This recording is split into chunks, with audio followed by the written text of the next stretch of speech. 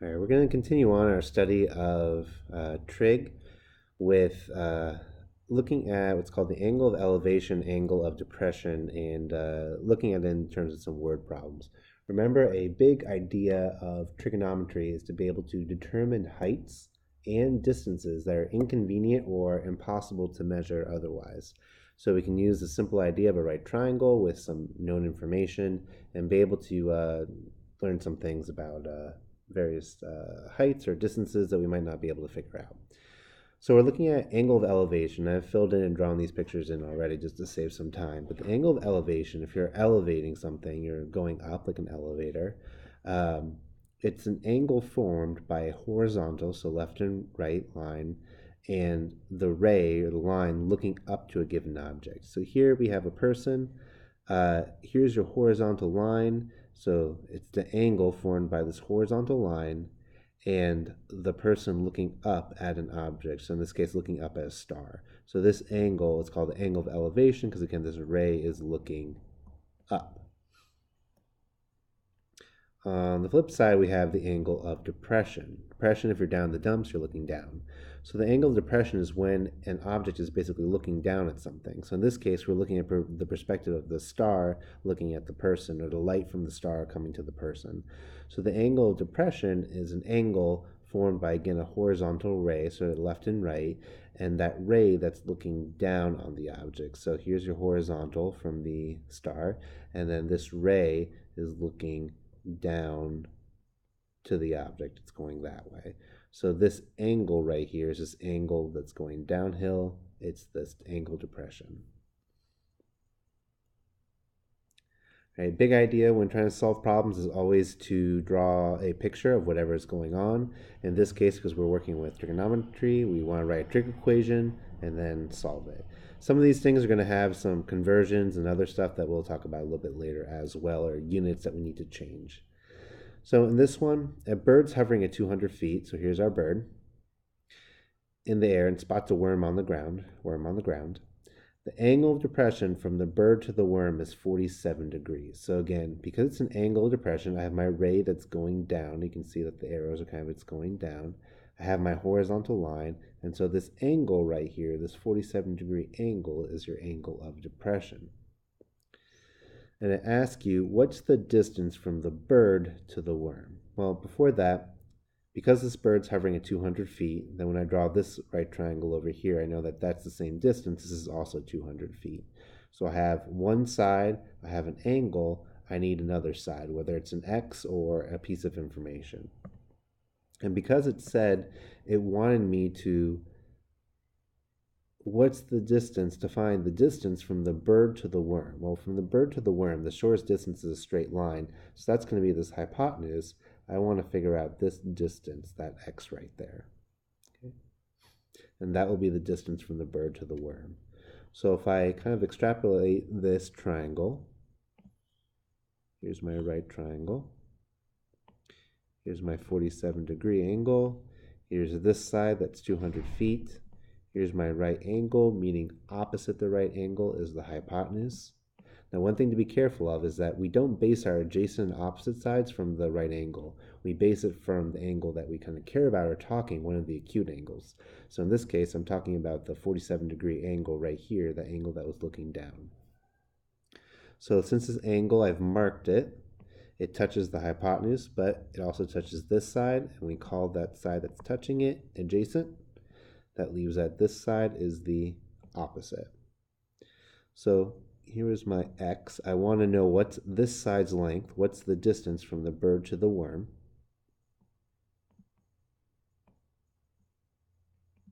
And so to do that, I'm going to need a function from SOHCAHTOA. Whichever one of these three functions, either sine, cosine, or tan, that's going to relate my opposite side and the hypotenuse. I care about the opposite side because it has 200 feet there. That's a piece of information. And I care about the hypotenuse because it has the X I'm trying to solve for. And then I care about this angle as well. I don't care about the adjacent side because there's no information there and it's not asking me to solve for it. So I need to pick the trig function that has an O for opposite and an H for hypotenuse. The only one that has an O and an H in it is the sine function. So I know that the sine of an angle, 47 degrees, this is going to relate its opposite side with its hypotenuse. Okay. Of the three ways we have to solve things, this is the second way that we've kind of focused on. To solve this, we're going to multiply by x on both sides. And we'll talk about the shortcut for this as well. After you multiply by x, these cancel, leaving you with x times the sine of 47 degrees equals 200.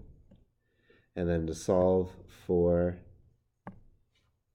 x, divide both sides by the sine of 47. Anything over itself cancels. So x is going to be equal to 200 divided by the sine of 47.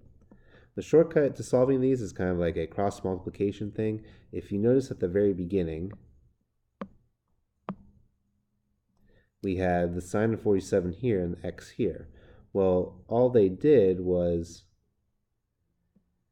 switch places, and that's how we get our final answer. So that's kind of a shortcut you can remember, is that whenever you're trying to solve for this x in the bottom, all you have to do is flip the trig function with your x, and then it's the same thing as multiplying both sides by x and dividing it off. So 200 divided by sine of 47. If we go to our Desmos, make sure we're in degrees. 200 divided by the sine of 47 gets us 273.465. So 273.465, and we were in feet. Okay, so that's part A. Part B says, if the bird travels at 12 feet per second, then how long will it take for the bird to reach the worm? So you might know how to solve that from here. If you know that this is this many feet and it goes that many feet in a second, you could figure out how many seconds it would take. But the way that's kind of foolproof to think about this is if you look at the units and try to work it from the units. So I want to end up with, right now I'm starting with a unit of feet. I have 273.465 feet. And I want to end up with a unit of time. I know that because it says how long. How long is a question about time. So my final answer should end up in seconds or minutes or whatever. So if I write out my 273.465 feet, I know I'm going to need to have some conversion where I have feet on the bottom and a time unit on top.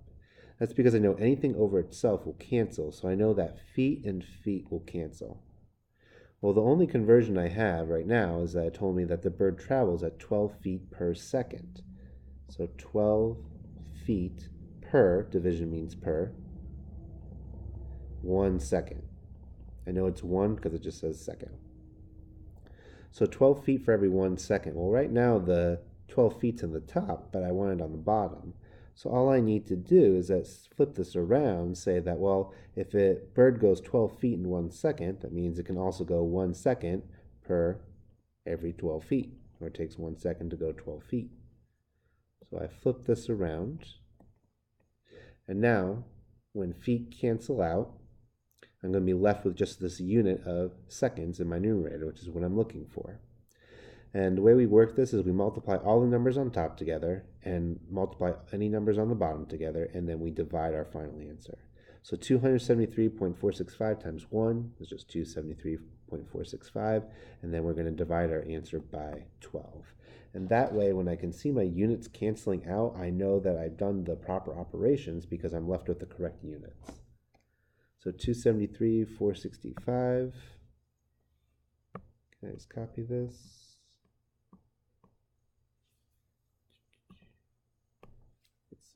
Copy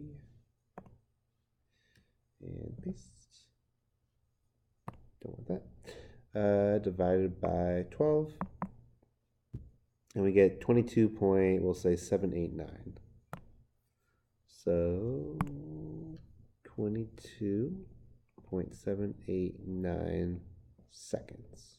Okay, and again, this is dividing 273 by the 12, and that was answer B.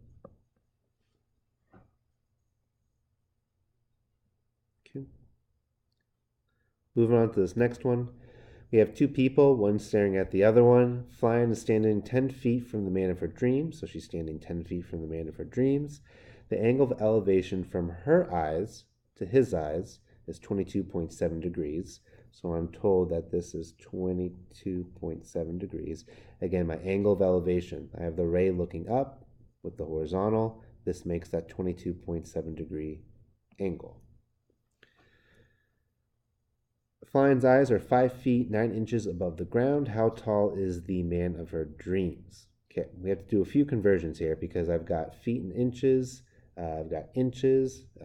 The distance between his head and his eyes, or the top of his head and his eyes, is 3 inches. So I'm going to convert everything into amounts of feet. Well, I know again in 9 inches, my conversion is in 1 foot, there's 12 inches. So again, I could have flipped it around, but I want it this way so that the inches cancel with inches. And I know I'll be left with some amount of feet. When you do 9 divided by 12, you get 3/4 or 0.75 feet. So 5 feet 9 inches is really saying the same thing as 5.75 feet. And then 3 inches, well, in 1 foot, there's 12 inches. So again, if inches cancel, 3 divided by 12 is going to be 0.14 or 0.25. So 3 inches is 1/4 of a foot. All right.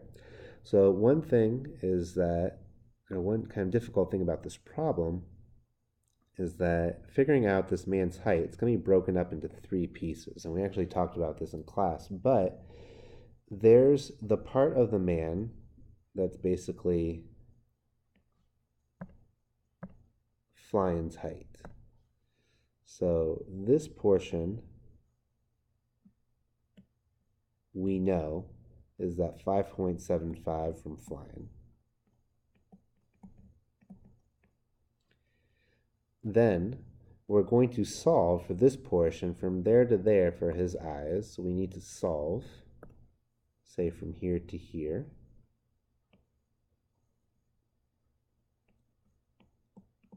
Unknown. And then that last little bit from his eyes to the top of his head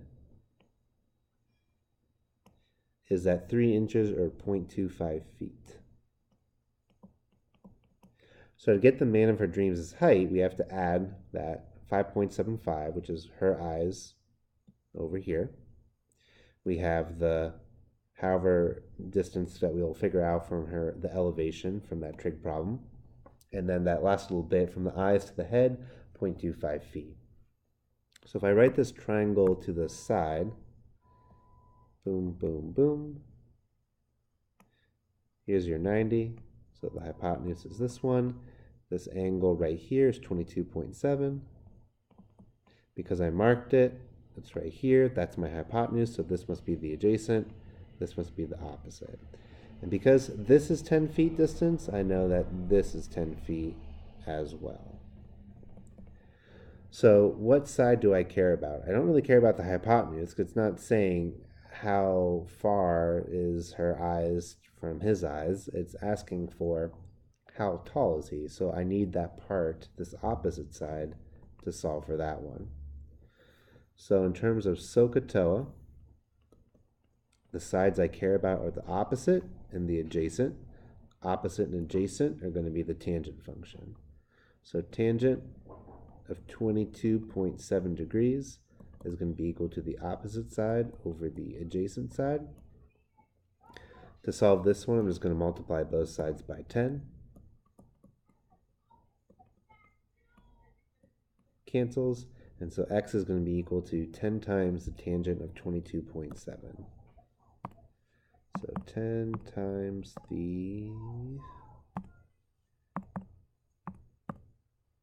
tangent of 22.7 degrees. So 4.183, and then again, I'm in feet. So 4.183 feet. I know I'm in feet because it was talking about feet over here. If I had turned everything into inches, then it would have been some amount of inches. So now I know that his total height is 5.75 feet plus the distance we found which is 4.183 feet, and the 0.25 feet from his eyes to the top of his head. So a very tall human being, you add all that up, 5.75 plus the 0.25 gets you 6, plus that 4.183 gets you 10.183 feet.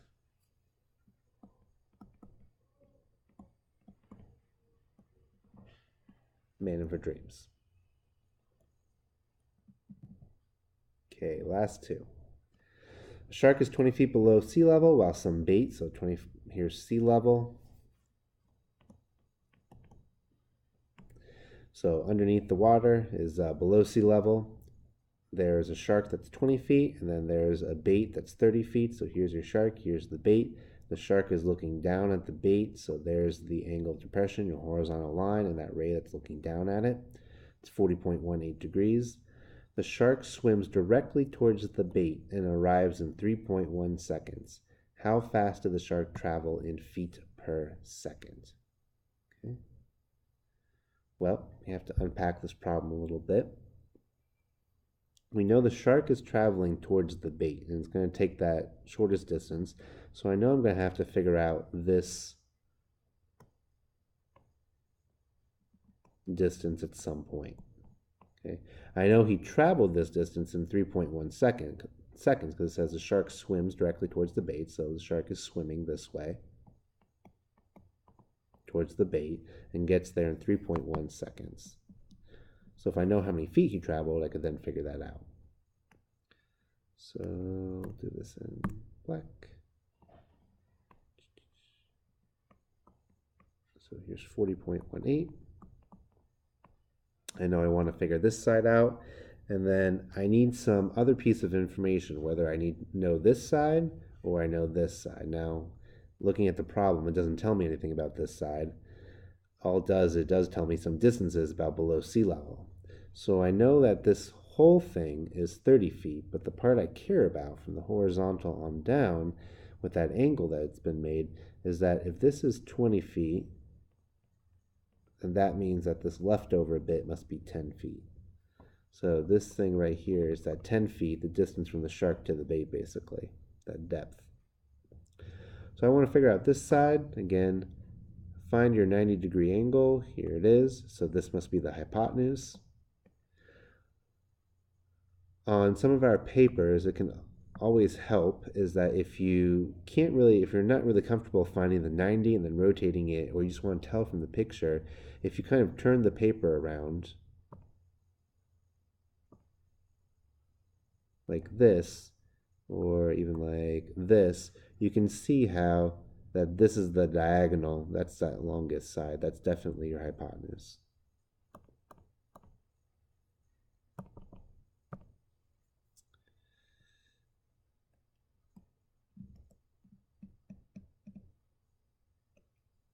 All right, so we label the hypotenuse. This must be the adjacent side because it's touching that angle, and then this must be the opposite. So I care about opposite and the hypotenuse, so that's going to be sine. SOHCAHTOA. Opposite and hypotenuse, sine. So sine of 40.18 degrees is going to be equal to the opposite side over the hypotenuse. We can use that trick that we learned when we're solving these ones. We just flip them. So x is going to be equal to 10 over sine of 40.18. Being careful to realize that this whole sine of 40.18 is a number. It's not just transplanting the 40.18 degrees. So 10 divided by sine of 40.18, 10 divided by sine 40.18 gets you 15.499.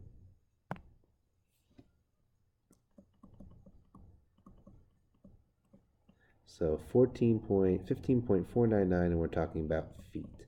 So that's the distance the shark traveled from here to here, from the where the shark was to the bait. Now it said that he took him 3.1 seconds to do this. How fast did the shark travel in feet per second? Well, if I want feet per second, I'm going to have my unit of feet on the top and the seconds on bottom. Well, I'm told, or I know now, he traveled 15.499 feet, so feet, and he did that in 3.1 seconds. So I know how much he traveled in 3.1 seconds. What I want to know is how fast does it travel? How fast did the shark travel in feet per 1 second? So I need to actually do this division, 15.499 divided by 3.1. So 15.499 divided by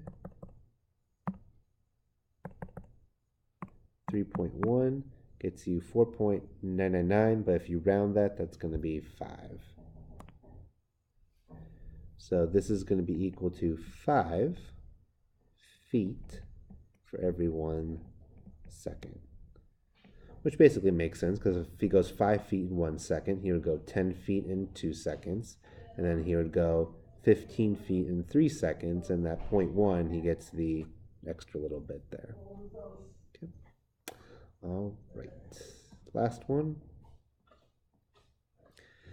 The angle of elevation of the sun is the angle formed by the shadow of an object. So your shadows, the sun casts down light rays and then it hits the top, and your body is blocking the sun, so it makes a shadow. So the elevation of the sun, this elevation, is formed with the ray connecting the end of the shadow, so the end of the shadow, to the top of the object. So basically you have this ray right here, this angle of elevation, this angle going up. So here we have the end of the shadow and connecting to the top of the object. So it says find the angle of elevation of the sun when a 6'9" man casts a 24-foot shadow. Again, I see this 9 inches and I'm talking about feet, so I need to convert that. 9 inches. In 1 foot, there's 12 inches. So I'm going to have to divide, which gets me 0.75 feet. 9 divided by 12. So this is really 6.75 feet. So I know that this part, the man's height, 6.75. I know the shadow is 24 feet. And my job is to figure out what is that angle of elevation. So what's that theta? Okay. So for this angle, this is the hypotenuse. It touches this side, so that's the adjacent. And this side must be the opposite. I don't care about the hypotenuse. So in terms of SOHCAHTOA, I care about the opposite and the adjacent, so I'm going to use tangent. So tangent of my angle, theta, is going to be equal to the opposite side over the adjacent side. And then I need to remember that my last way to solve these types of trig setups is that when you're trying to solve the angle, you have to do the inverse tangent on both sides. So if I do the inverse tangent,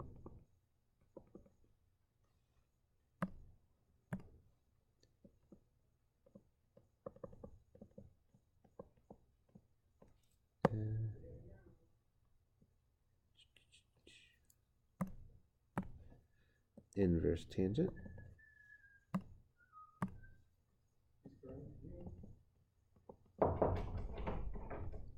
that the inverse cancels out the tangent function, leaving you with just theta, and that you solve, you're going to have to take the inverse tangent of 6.75 over 24.